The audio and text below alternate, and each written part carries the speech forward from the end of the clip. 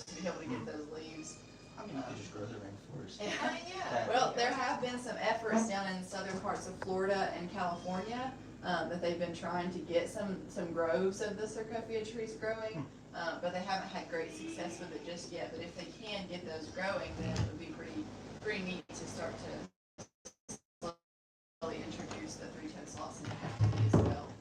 So, obviously, if you were to take a sloth from the rainforest and try to have an experience similar to this one, it's not going to go the same. It would basically be the difference between holding a house cat and a feral cat. So Dash was born in captivity. His mother was born in captivity, and his mother before that was born in captivity. So these guys have been generationally bred in captivity to become ambassador animals. And so our goal is that we hope to be able to provide these encounters to be able to hold the sloth, get some information about the sloths, so you won't feel so tempted to go down to places where they're native to. And a lot of times the natives in the area will go out and take some of the sloths from the rainforest and go to present them to the public. And the public just doesn't really know. They're just getting off their cruise ship and they see somebody hold the sloth and they're like, I want to hold the sloth, but they don't know that it came from the rainforest, because oftentimes they have moss and algae that grows all down their back in the wild. And that doesn't look the best in pictures, so oftentimes they will scrub that off. But that's what they rely on that in the wild, because that's kind of like their, it's their camouflage for them. These guys have never had moss or algae growing on them, nor will they ever, because they've never been rained on like that they are in the wild. Yeah. Well, they've never had the need because they're not in jungles. So that is very true. But in the wild, they have that moss and algae that grows on them, as well as moths that live all throughout their fur. So it is an entire little ecosystem that they have living on their back. And they have a symbiotic relationship with those moths, meaning that both parties benefit, and the sloths actually need those moths in the wild to be able to digest their food. So sloths only use the bathroom once a week, every 7 to 10 days. They hold it all week long, and they come down to the base of the tree to use the bathroom because they're pretty exposed. They don't want to, keep having to go down to the rainforest floor every day to use the bathroom. So they hold it. They even hold it in captivity here, and they only use one tree down the same side of the tree at the space of the same spot that they did the week prior, because of the relationship that they have with the moths. So those moths need the dung pile of the sloths to be able to have reproduce. So when the sloth comes down to use the bathroom, the moths that are living on the sloth will climb down and lay their larvae in the dung pile. And then a week later, the sloth will come back to that same pile, and then the larvae have now developed into adult moths and will climb up onto the sloth, and it will be repeated. So it benefits the moths because they have a little transportation to and from the breeding ground, and then the moss and algae that grows on the back of the sloth is the food source of the moth.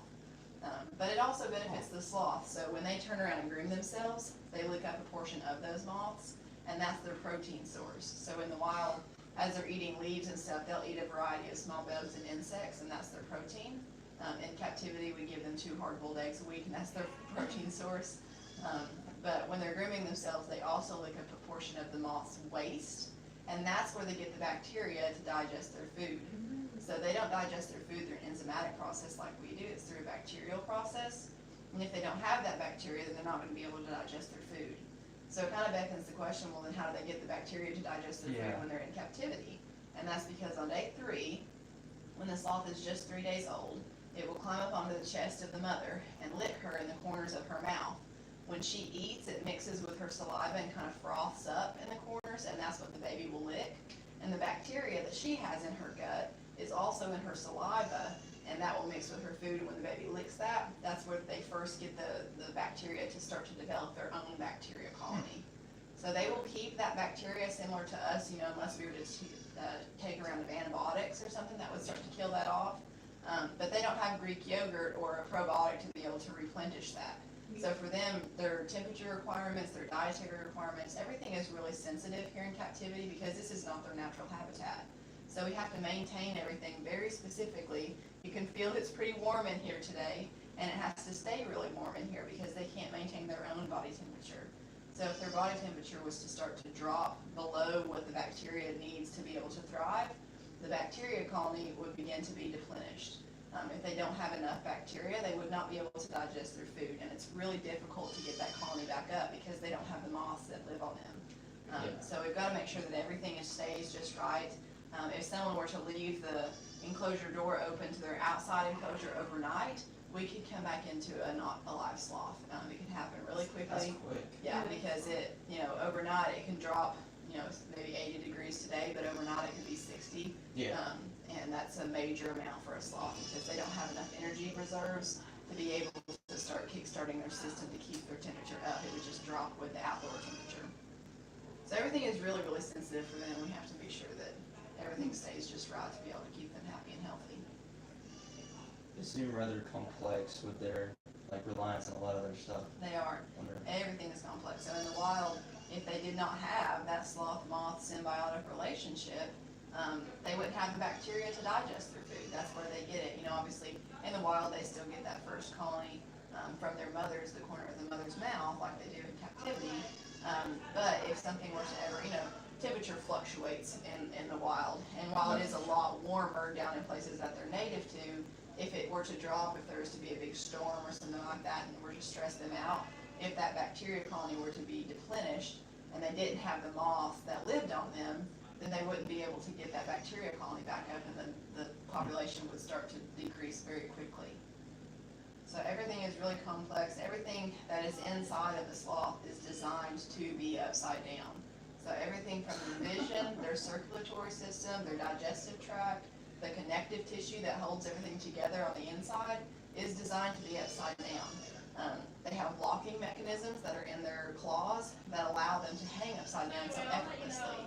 So for us, It's a strain. yeah, if I were to try to hold onto that branch, it takes muscle and tendons and ligaments and energy for me to be able to hang on. That's why it's so hard for us. Mm-hmm. But it's opposite for them. So for them to be clamped down on the branch, that's their relaxed state. Similar to this is my relaxed state. I'm not doing anything right now. But the tendons are so tight that it clamps them down onto the branch, and that's how they're able to sleep and survive upside down like that. But to reach out for the next branch or a leaf or something and extend that claw, that's what's harder for them to do. So if they were to have to keep that open all the time, it would be pretty difficult. So much so that if a sloth were to pass away in a tree, they would not fall out of that tree until something either knocked them out or something rotted. They would stay in the tree. Yes. So their natural position is a locked It close. is. Yeah. Which is why I was telling her, if he does get too tight, pinched onto you or anything, you just have to remind him and say, hey, that hurts. Because it's natural for them once they get relaxed, it just starts to slowly clamp down.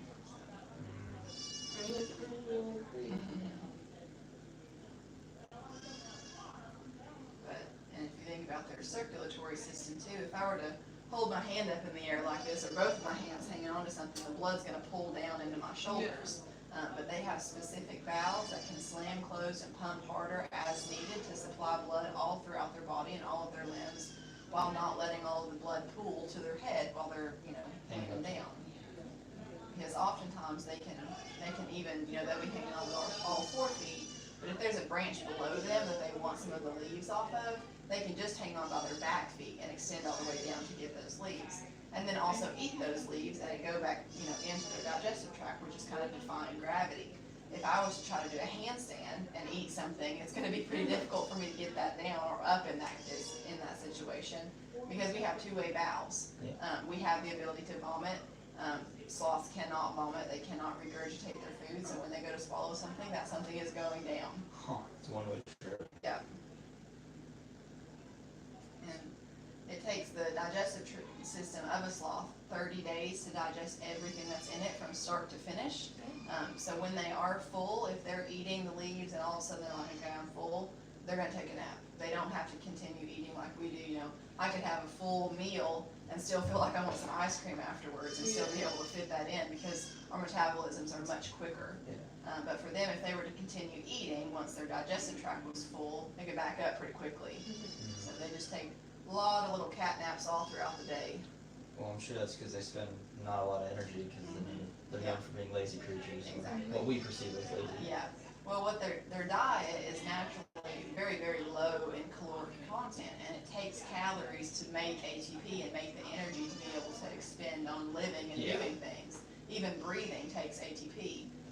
So, if they're not eating, they're just kind of hanging there. If they're not eating, they're not sleeping, they're just hanging there digesting their food. So sloths don't constantly feel like they have to be doing something like we do. If you were to tell me to sit down and do nothing for 2 hours straight, I would get pretty stir crazy pretty quickly. That's just school. Yeah. Yeah. Let's be honest. That's just school. It is. Yeah.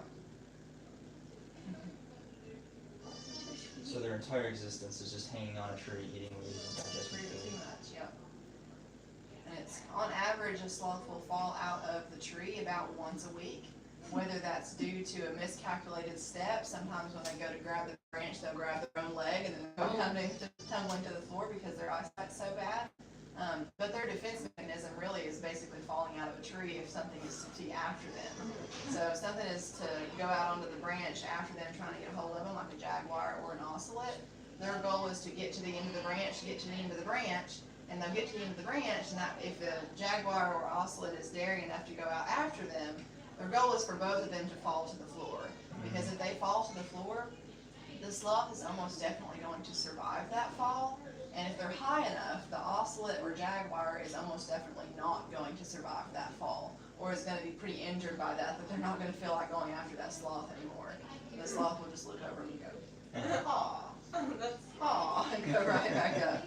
So I guess they're very sturdy if they can just fall out of a tree like that. They are, so they have basically a really protective casing around them. They have a total of 46 ribs, so that's double what we have, and it goes down almost right up against their hips.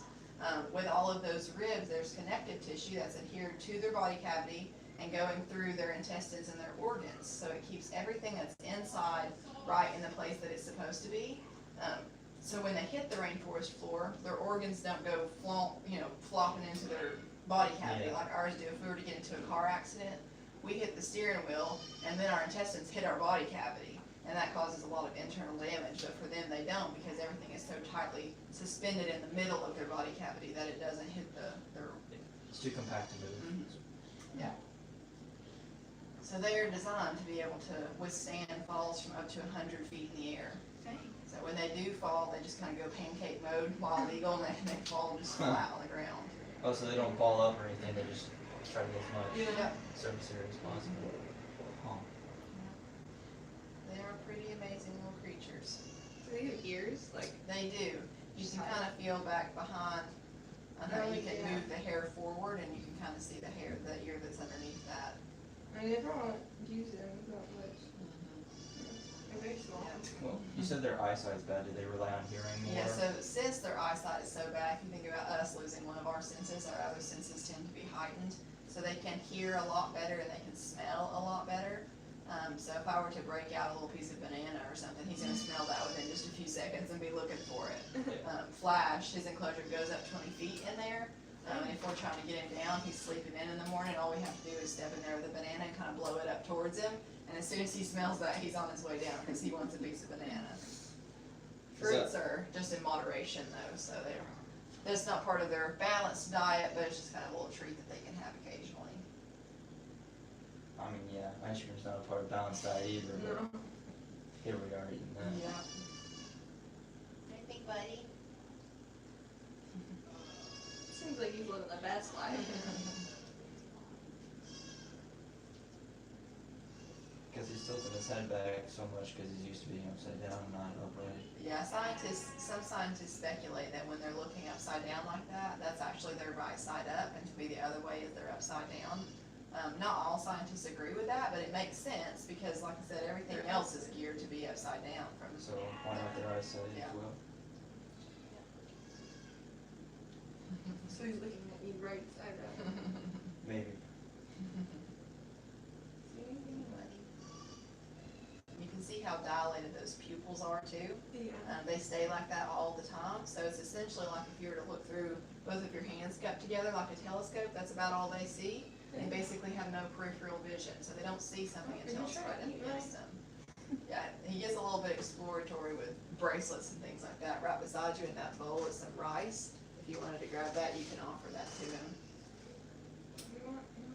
You're gonna like fall off. Yeah, just hold it to the side. You kind of sometimes have to tilt the bowl just a little bit. You can't see it. And it's not fun. Okay, open it. Just chilling now. Might want some spinach. We'll see. He didn't eat that much through the night, so he's probably hungry.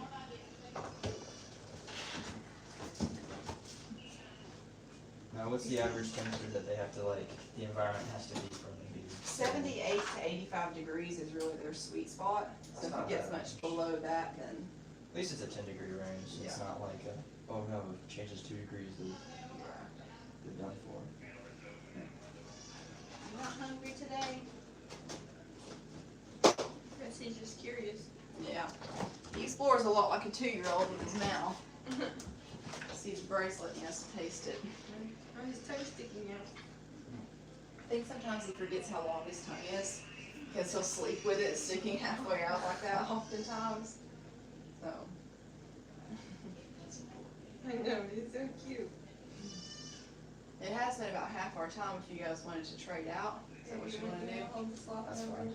Yeah. Alright, girl. Ready to go. Go. Your turn.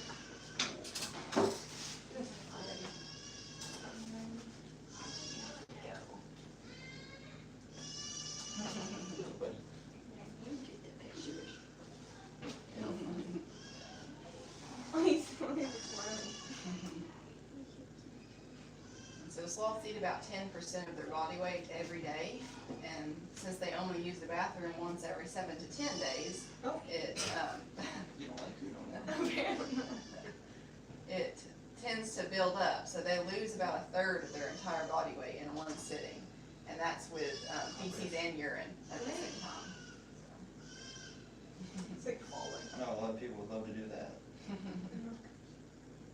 I don't think I would want to gain that much weight beforehand, true. though. Because Yeah. He can gain, it's a massive amount that they expel, so a massive amount that they have to gain before they can expel all of it. And then right afterwards, they're like ravishly hungry for a day, trying to make up from everything that they've, Lost. yeah.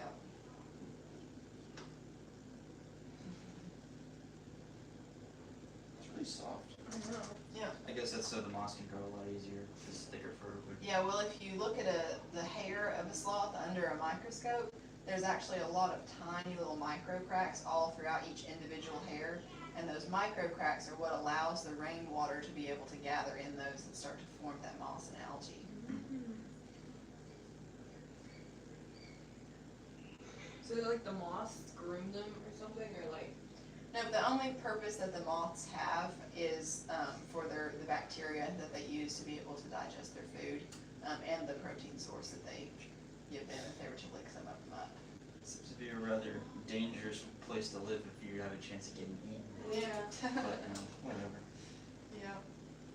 But that is the only place that those moths live in the whole world. They are Oh, wow. called the sloth moth. There's a big long fancy name for them that I'm not going to try to pronounce. But that's the only place that they live in the whole world. Thankfully, they don't live here on these sloths that we have in captivity, because that would be pretty gross to hold on to them. But Yeah, they're like bigger or smaller moths. they're like average size. What would you say the sloth moth looks like? That wingspan's like 2 inches or something. Is it really? Yeah. Huh. So yeah, they can get to be pretty big. Let me search this up. Before I knew anything about sloths, I watched a video of a sloth that was trying to cross a road, and somebody had went out and they got a branch and was like dragging the sloth across the road, trying to get it across safely. And I saw all of the moths in there. I mean, it's a large amount of moths that live on them. And I saw all of them crawling all through there, and I was like, dang, that sloth must not be doing that good if it's got like moths growing on it like that, but that's natural for them. That's what they need. Huh. So camouflage and it's a home for their protein source. It's an interesting adaptation.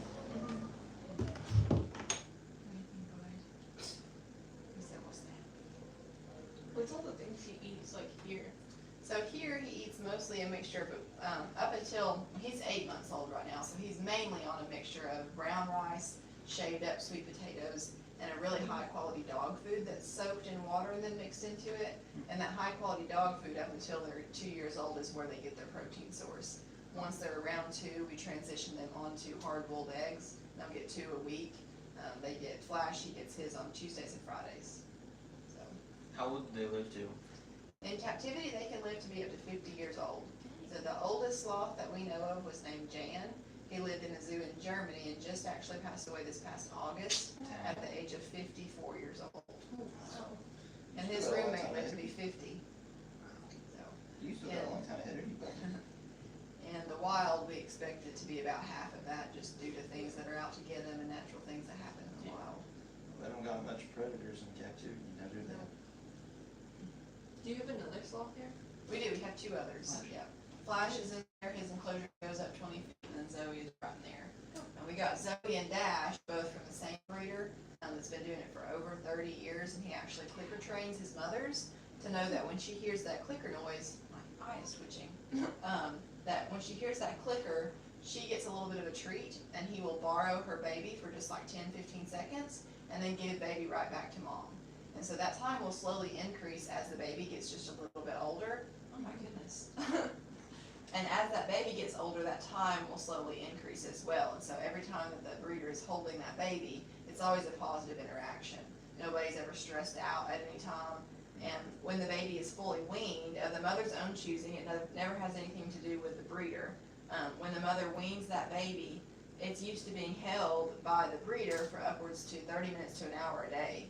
And it's totally fine with that. So before it goes out to its next home, they go through a final ambassador test, which means that if they pass that, they do actually enjoy being held by people and interacting with people. If they don't, that means they just kind of tolerated it, as they were getting older, but they would rather, just spend time by themselves. And so the test looks similar to, every sloth has a place that they like to hang out. So for him, it's this basket. This is where he spends his time. If he's not holding on to somebody or eating, the whole basket goes into his enclosure, and he can climb in it as he pleases, but he'd rather stay in the basket. And so that's the place that he likes to be. And so that test would look like the breeder would be holding the baby and go up to the basket or an area that the baby likes to spend time, and offer to see if the baby wanted to go back on its own. And oftentimes, Dash and Zoe both passed the test and wanted to stay on the breeder instead of going back to an area like that. The test would be repeated, vice versa, with the baby already in the basket, and the breeder would come up to the basket, and if the baby was climbing trying to get onto the breeder, then they'd pass that test. And they do display that very well, and so every time, if I were to start talking to him and uncover this basket and not go to reach and pick him up, he would start to reach for me and try to get onto me. And the same way, a lot of times in the mornings I'll be in here chopping up veggies right here, and he'll be beside me over here in the basket, and he'll hear that I'm right beside him chopping up veggies, so he'll kind of uncover this and start reaching out for me, trying to get my attention. And like last week, he had uncovered himself and was reaching so far out across this counter that he did fall out of it. And I'm like, it's a good thing that you weren't up very high, because that's not a very smart thing to do. I mean, you can survive 100 feet, Yeah. so I mean. That is true, but I mean, you see a sloth knock its noggin right in front of it, you're like, oh my goodness. That's true. And it was a loud little thud too. I mean, this is, a loud Yeah. service. Yeah. So then I was holding him while I was chopping up these veggies, and it was just, he is very needy. The other day I only had like 10 minutes to eat my lunch in between encounters, and so I had my lunch sitting here, and he was in his basket, and he heard me standing here and eating my food, so he started reaching out at me and would not leave me alone. So here I am holding the sloth on this hip with that food bowl in this hand, and then feeding him while I'm feeding myself. And I'm like, this is just Busy, busy, busy. Now, what's the pass rate of that test? How often do sloths pass that? Most of them pass it.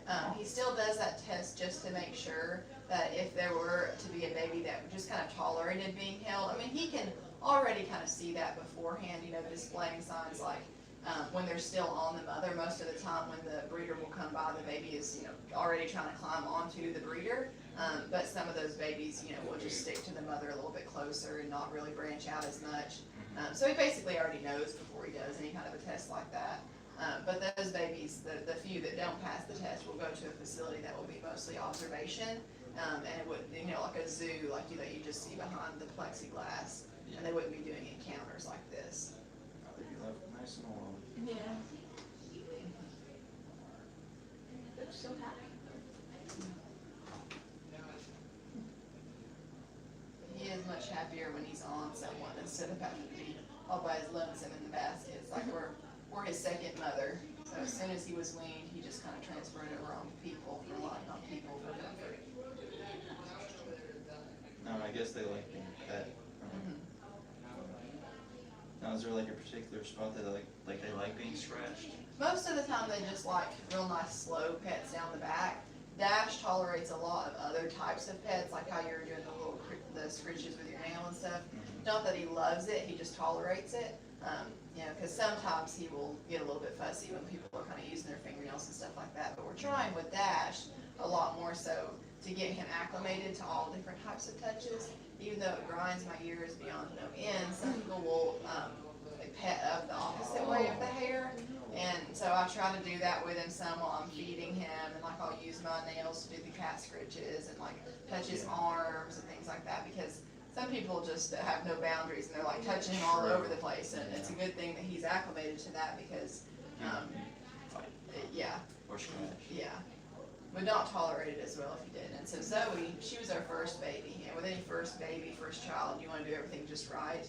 And so when she first started showing signs that she didn't really like her sides or her belly to be messed with, we just kind of went hands off in those areas and never really worked with her on that.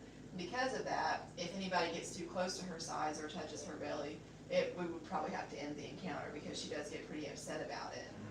Especially if I've already told the people, hey, you know, doesn't like her belly to be touched, doesn't like her sides to be touched, and then they still, you know, go and do those things. You know, I can understand an accident occasionally, but you know, boundaries are boundaries, and so she has multiple of them.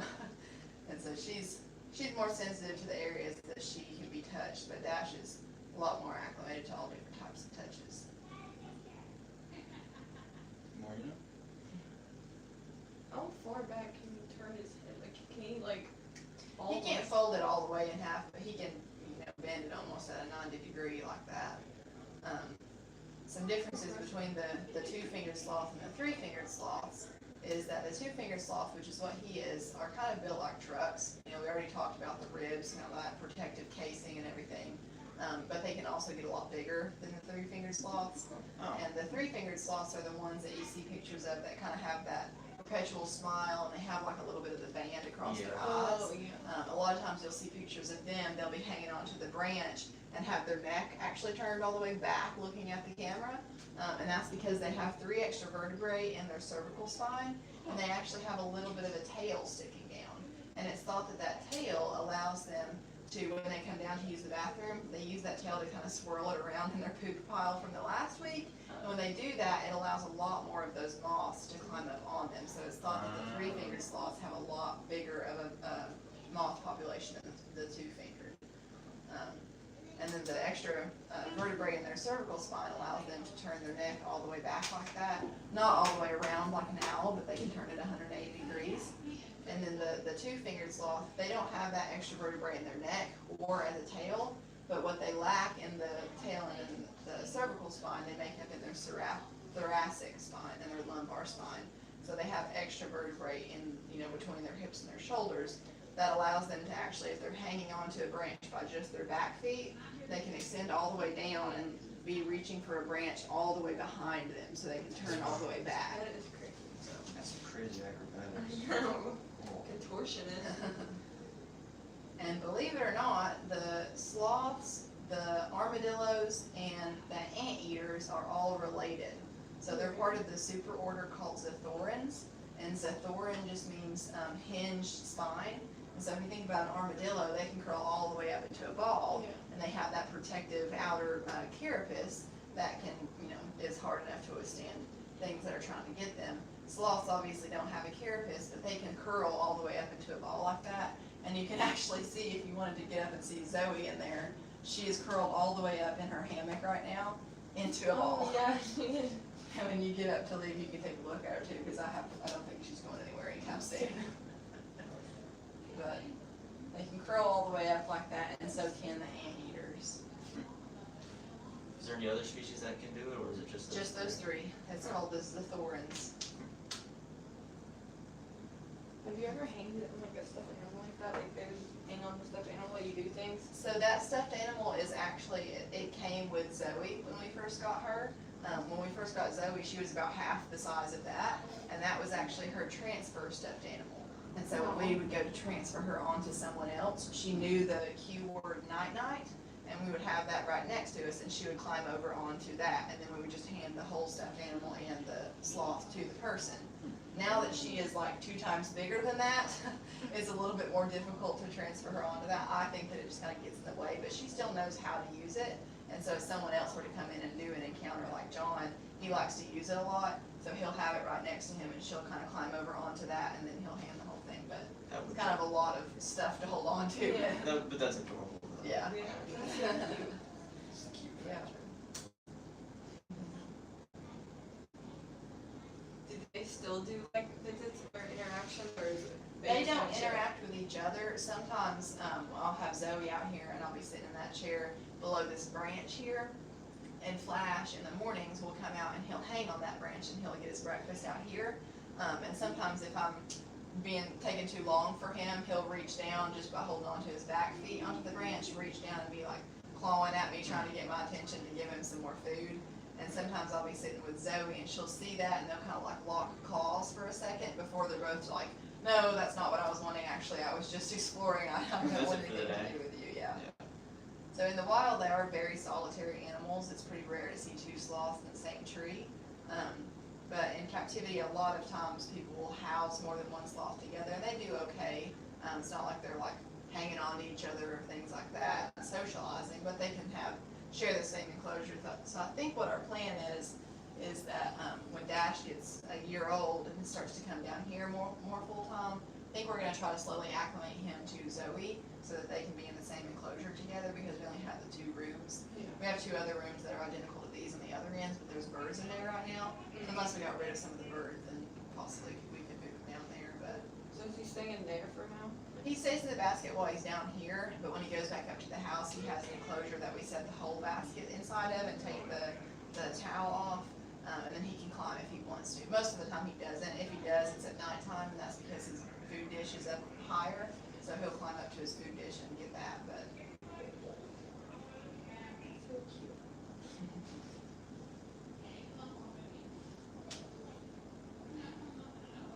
as he gets older, you can kind of see he's like a salt and pepper right now. When we first got him, he was pretty much all dark brown. But as he gets older, it will slowly fade out and he'll become more cream colored. Like Zoe almost? Yeah, So having all the sloths, like Yeah. they start darker and they get lighter. it does, yeah. Does that actually affect anything, or is it just a maturity? I think it's just kind of a maturity thing. They don't fully mature like sexually until they're 2 years old. They'll kind of stop growing around 2, but I don't think it just kind of is a slow, gradual change. It's Does it growing like out their affect baby. their camouflage or anything, or is it because there's so much moths? Well, it takes a few months for the moths to really start growing on their back and everything. And up until then, when they're still on the mother, they hang out most of the time on the mother's chest, so right side up.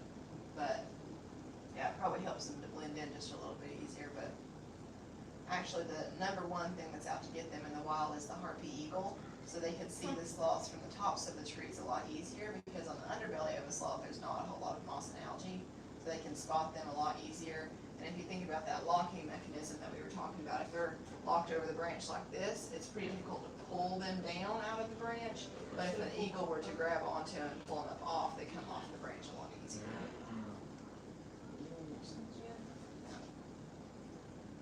And I guess falling off the tree, if they get fast enough, would be a decent, that doesn't really get rid of them.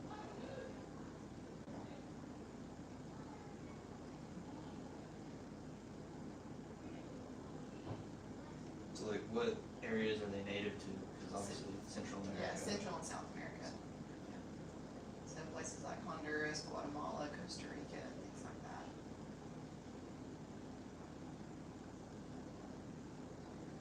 I think it's on my bucket list now to go down to somewhere like that and do a little tour where they bring you out and show you, like you go looking for the sloths, and they'll show you like where they hang out and where they like to eat and things like that, but you don't ever touch any of them. I think it really gives you a different perspective and a lot more, It's more natural. exactly, a lot more appreciation for the animals too, being able to see where they naturally live. That would be a cool trip. Definitely.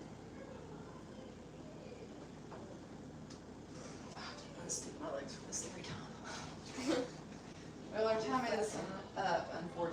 so. Yeah, I think he knows it. Yeah. Good boy.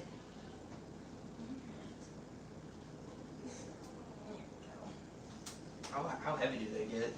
They can get to be up to 15 to 20 pounds. So right now, Ash is just like 4.5 pounds. Yeah, that's- They still got a lot of growing left to do. Good. Back in here. And you can see how she's balled up in there. Yeah. She's like basically laying on her face. I don't know how that would be comfortable at all. They make it work though. And the flash is probably all the way up in his Honestly. hammock right now. Yeah, you guys can step in and see if you want. He's up here in his hammock. Oh, yeah. And then actually up above, you can see the plexiglass right there. If you stay in the camel condo, you can have him as a roommate. Step over here.